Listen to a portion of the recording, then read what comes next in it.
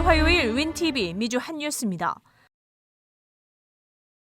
법무부는 7일 발표에서 조지아 알파레테에 본사를 둔 미국 최대 송유관 회사 콜로니얼 파이프라인이 랜섬웨어 공격을 받고 회사 측이 해커들에게 몸값으로 지불한 금액 전부를 압수했다고 알렸습니다. 해커들은 회사의 파이프라인 시스템에 접근해 해킹해 파이프라인 시스템을 마비시킨 뒤 몸값을 지불해야 시스템을 복구시키겠다고 협박했습니다.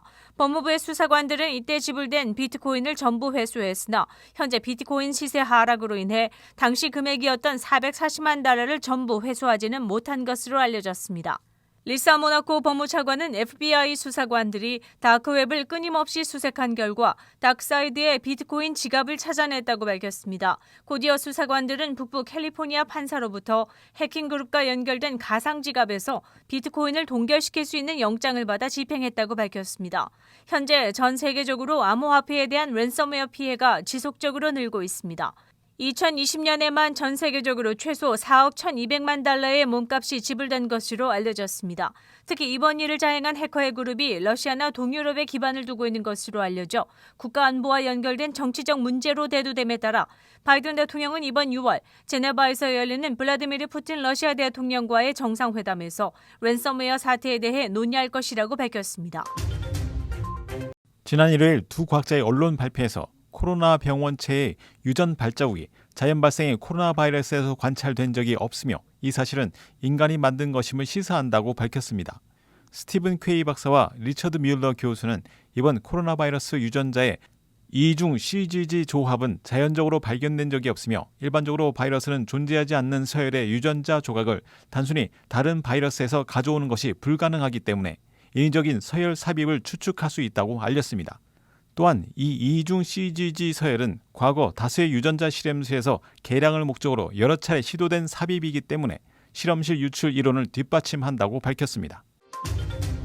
화이자 제약사의 5세에서 11세를 위한 코로나 백신의 임상시험이 7일인 어제 일제히 시작됐습니다.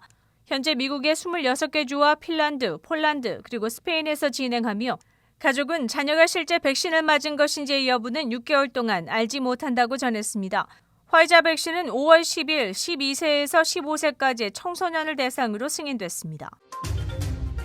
대형 웹사이트들과 인터넷 사용자들의 국제 네트워크 전송망 공급 회사가 화요일 서비스가 1시간 동안 중지됨에 따라 전 세계 인터넷 이용자들이 장애를 겪은 것으로 알려졌습니다. 네트워크 전송망 업체인 패스트리는 가디언, CNN, 뉴욕타임즈 같은 국제 언론사와 트위치, HBO, 훌루 같은 영상 서비스들 그리고 다수 국가의 정부들의 홈페이지를 연결되어 이들의 서비스 연결이 차단되었다고 밝혔습니다. 패스트리사는 이번 네트워크 중단 사태가 소프트웨어 업데이트 불량으로 유발되었으며 동부표준시 오전 5시 50분경 완전히 차단되었고 오전 6시 40분경 연결이 재개되었다고 전했습니다. 개인정보 보호 문제에도 불구하고 온라인 쇼핑몰인 아마존 측은 8일 일명 에코로 불리우는 자사의 음성인식 인터넷기기 수백만 대가 사이드워크, 네트워크에 연결되는 인터넷 공유 서비스를 실시한다고 밝혔습니다.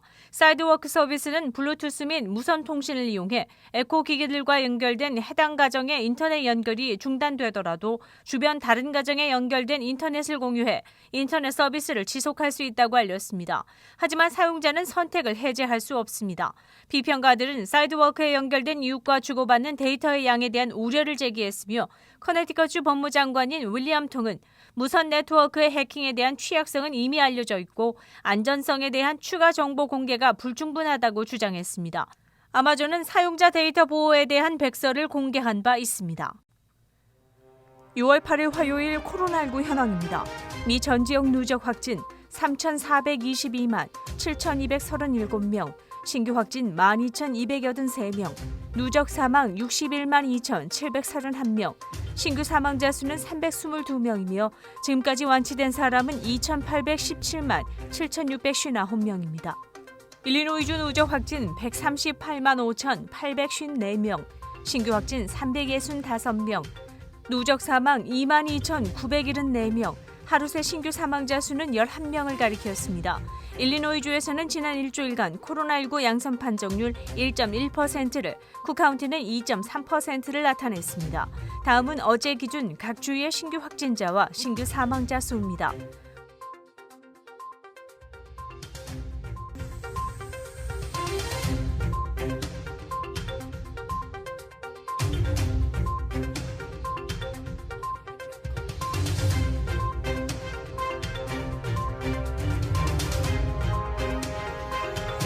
코로나19 데이터 관련 자세한 내용은 시카고 토탈닷컴을 통해 다시 볼 수 있습니다.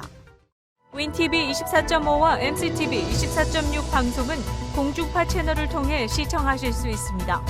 코로나19 비상시국 뉴스24에서는 여러분의 제보를 기다립니다.